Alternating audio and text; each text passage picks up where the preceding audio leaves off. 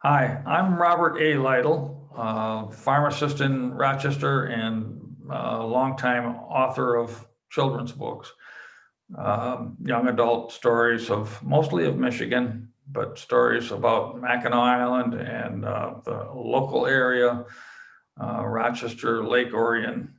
So those are the basis for most of my stories that I've written over the years.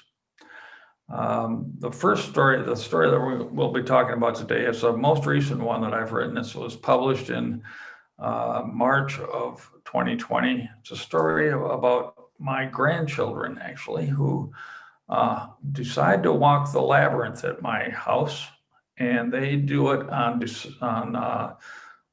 Midsummer's Eve, which is always a very spooky time, of course, and they walk it.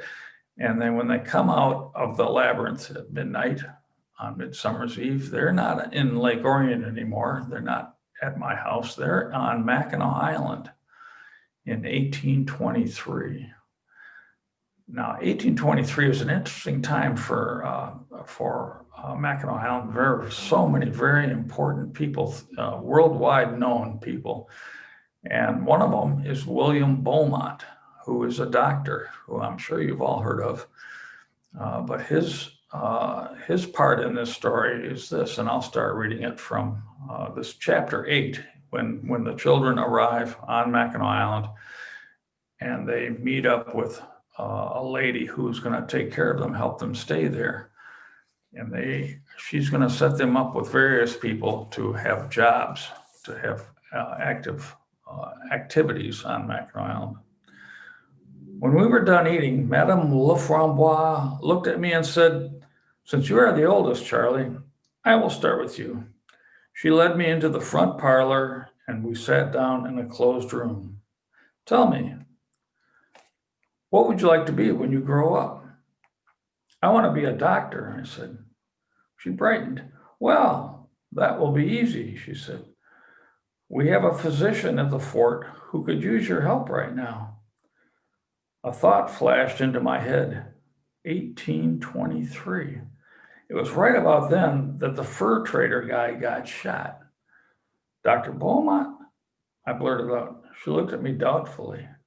"You've heard of him?" she asked. "You say you have just gotten here? How could you have already heard about our young fort physician?" I said before thinking, "He's famous all over the world." She leaned back, looking skeptical. "You can't mean our Dr. Beaumont," she said.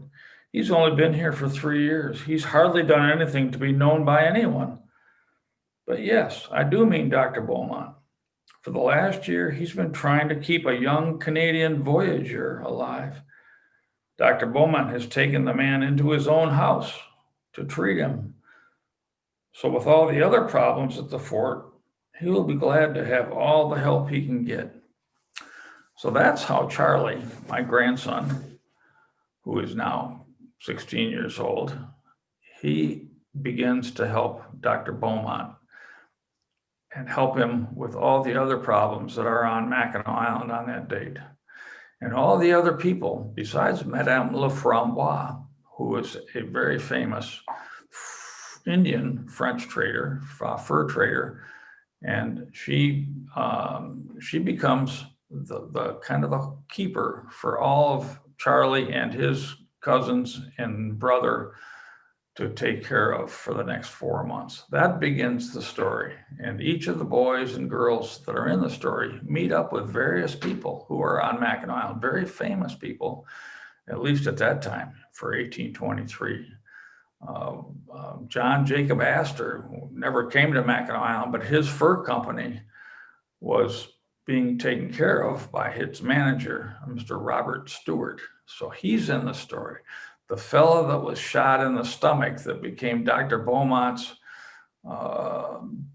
patient he became part of the story. And so one of the boys in the story teams up with him and learns all about his story. So the children are there on Mackinac Island for 4 months and have to they're all the time trying to find their way back home. They don't really want to be there. I mean, as much as they all love Mackinac Island, they've all come there every summer for as long as they can remember, but they don't really want to be there for forever. And they're afraid they are trapped there for a good long time. So that's the beginning and the basis for this story. It's called Grampa's Labyrinth, Journey to Devil's Kitchen. And if you've been on Mackinac Island, you're familiar with Devil's Kitchen. Devil's Kitchen is a cave along the shoreline, right south of, right below the Grand Hotel. And everybody that's driven their bicycle around Mackinac Island has gone past Devil's Kitchen. So that's the story. That's where that begins. There's a labyrinth there at Devil's Kitchen. Well, Bob, it's great to have you here, and actually where you are, we're taking a step out of our norm for these author interviews. I want to remind everyone they are tuned in to the 2020 virtual Authors Fair hosted by the Rochester Hills Public Library and Rochester Writers. I'm from Rochester Writers. My name is Michael Dwyer, and this is the second annual. We're speaking with Robert Lytle, author and business owner from downtown Rochester. And thank you for inviting us to your lovely home here in Lake Orion so that we could do our Zoom call for the Author Fair today. It's my pleasure. Thank you, Michael, for coming. And this is how many books for you? This is number 15 altogether. 10 of them are stories. Most of them are from Michigan. Several of them are from Mackinac Island.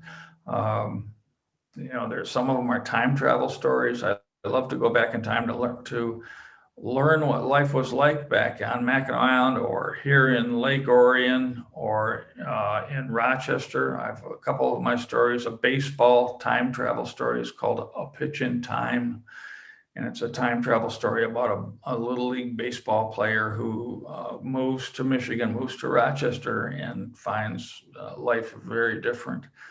And then he gets on his bike, he rides for a ways down the Paint Creek Trail, which I'm sure a lot of you people are familiar with. Well, he rides on the Paint Creek Trail, he falls, he looks up and he sees a whole bunch of people playing what looks like baseball, but they're all wearing funny clothes. So that's the story about A Pitch in Time, where the boy goes back and he actually lives during the Civil War for several months. So that's one of the stories that's probably the most famous, if there's such a word for what I've been doing, story. It won an award. So that's one of them. There's several others. Congratulations on winning those awards over the years. And I know that your books have been very popular, and partly because they've had a storefront literally at your pharmacy for years. But they have sold well, haven't they, other places, not just people that visit downtown Rochester? No, that's true. There's especially the places where the settings are, like on Mackinac Island, the Grand Hotel has been a very strong supporter of my stories, especially the Mackinac Passage series. There are 5 books in the Mackinac Passage series where several children meet and they become very good friends, and they go to Mackinac Island and they become involved with various parts of Mackinac Island that a lot of people are familiar with. And one of the stories goes back, the last one is a time travel story that goes back to the War of 1812.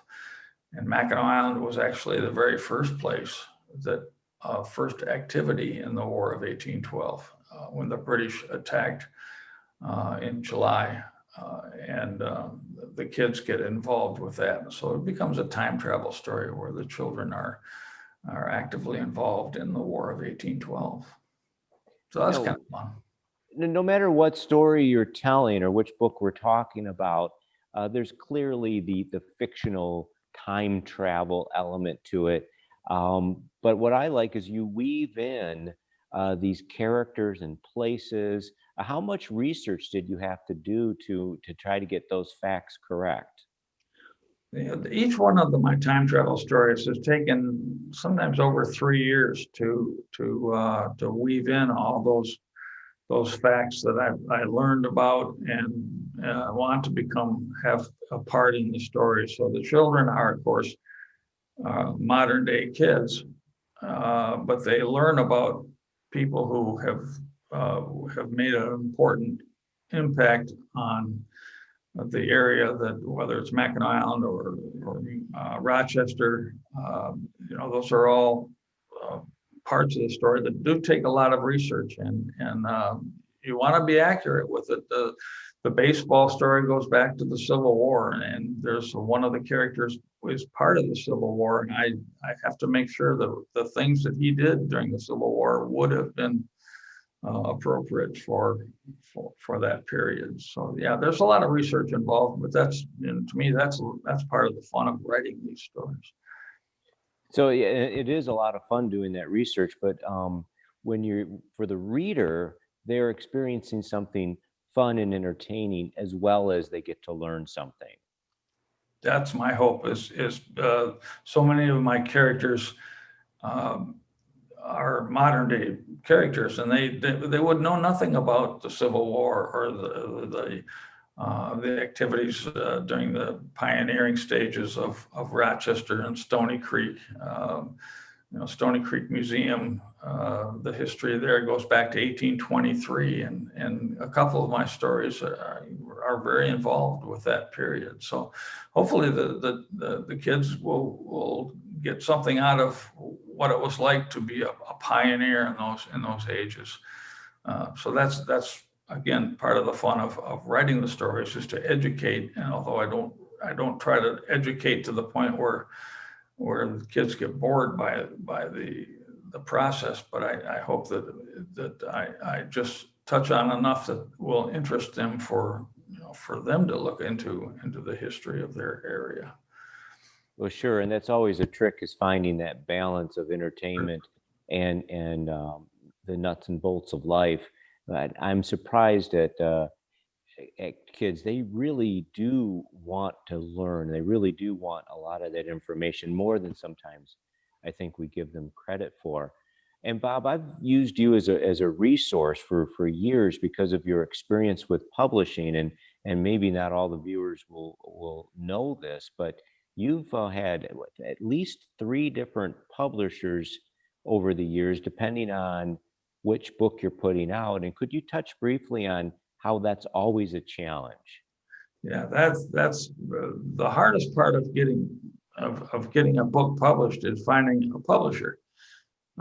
So often publishers and their editors are so overwhelmed by submissions. People who, like me, have written what they think is the next greatest story ever to be published, and so they get letters written to them about from authors like myself, and they just unless they're really convinced of something, that this story will make money for their publishing company, they're not interested in even looking at the story. So it's a very difficult process, and something that I have to go through each time. Those 3 of those publishers that I've had have gone out of business. So you'd think that once I got my foot in the door with one publisher, that I would be able to publish whatever I wrote from them on. But so often, if they've gone out of business, then I have to go start the process all over and find another publisher. So those publishers have all been local publishers, Michigan publishers, and they've gone out of business. So it's every time I write something new, I've got to find another, go through that whole process again with another publisher. And it's a very similar story, unfortunately, for a lot of authors. Is these smaller publishers, the smaller presses, do go out of business, and it can be a challenge then for other things such as rights and documents, as well as publishing your next book. And you've also touched on self-publishing, right? When you need to. Well, when I get so tired of sending out submissions to the publishers that seem to be ones that would take a story, I just there are self-publishing ways, companies that they charge you to, they charge me to publish the story. And so I've had I guess three or four now that I've had to use one of those companies where I have to pay them to publish the story. So it gets very expensive, and they don't really have as much interest in getting it sent out, promoted, and in bookstores as nearly as much as a publisher, a traditional publisher who is publishing my story so that they can make money. So it's a fine line, and again, another fine line, a very difficult challenge. So I've had several stories that I think are really my best stories that I've had to self-publish, and of course I don't, as a pharmacist and a drugstore owner, I have to mind my store, so I don't get to run out and go to bookstores and try to promote it like they would do. So in a nutshell, I guess that's the quandary that you get involved in. Well, that's the benefit of retirement. You now get to work harder on your hobby, which means running around and publishing more books. So speaking of publishing more books, do we have a few on the horizon or into the next one that you want to mention? Well, I started one in March. Well, in March of this last year, a story about my grandson. But he's very involved with helping people at a marina in Florida. He's with his family. They live living on a sailboat in Vero Beach, and he needs to help his family make some money, and so he does some really incredible things, scraping hulls from these sailboats and other ocean-going boats that they have to get scraped every now and again, or their barnacles will build up, and it makes them go much slower. So one of his jobs is to go underwater with his snorkel and mask and scrape these hulls, and that's one of the jobs he does. He goes up 60 feet on a mast, and he fixes masts for people who have had their masts broken by going under bridges. I mean, he does some really incredible things. So I used him as an example and made the story. It's not a long story, but it's one that gets involved with finding a bad guy. You know, I got to put a villain in the story. You got to make some of it's got to be fiction. So you can't just use the real events that started the story, but you have to create a villain and have him do something dastardly. And so I did that, but it's hard to find a publisher for it. So I've been sending out messages to agencies all over the country, and it's a long, hard process for them to see the value of a story and want to put their money into it. So that's the project I'm doing right now. I think it's a great story, but getting it published is the hard part. Well, I'm sure you will, because you've gotten so many stories published through a variety of publishing means, and that sounds like an interesting story. I love how you take something from your life, whether it's your children's story your child's experiences down in Florida, or your experiences up at Mackinac and in the Rochester area. You really tear from these fabrics of your own life and then weave them into a fantastic story that others can enjoy. And in this fictional way that that you do. How do you want to leave it with everyone tuning in today, and maybe mention a place that they can go to find more information about you and your books? Sure. Well, all of my books are at the drugstore, Lytle Pharmacy in downtown Rochester. I believe they're all available on Amazon. Some of them you can get real cheap if you can get. They sell them for a penny or something, to along with other deals that they've got going on. But Amazon and my drugstore, Mackinac Island, always has all my Mackinac stories. Grand Hotel, the Island bookstore there on Mackinac Island. Of course, having the book coming out right at the COVID crisis, I've not had any chance to go to schools to promote the stories or talk to students about writing in general, which I really love to do. But with the school situation and the COVID going on, they're not accepting any speakers to come into their buildings to speak to their students. So those are ways you can get them, I guess, and I hope you're all interested in picking up one of the stories. One of my stories is being promoted by a film company out in California to become part of a series, a TV series or a movie. So that's the Mackinac Passage stories. So hopefully that will come to pass, and it will get some interest for the other stories as well. That would be fantastic. We would love to see Mackinac Island in a TV television series. It's such a wonderful destination, and to have it be one of your stories would be fantastic.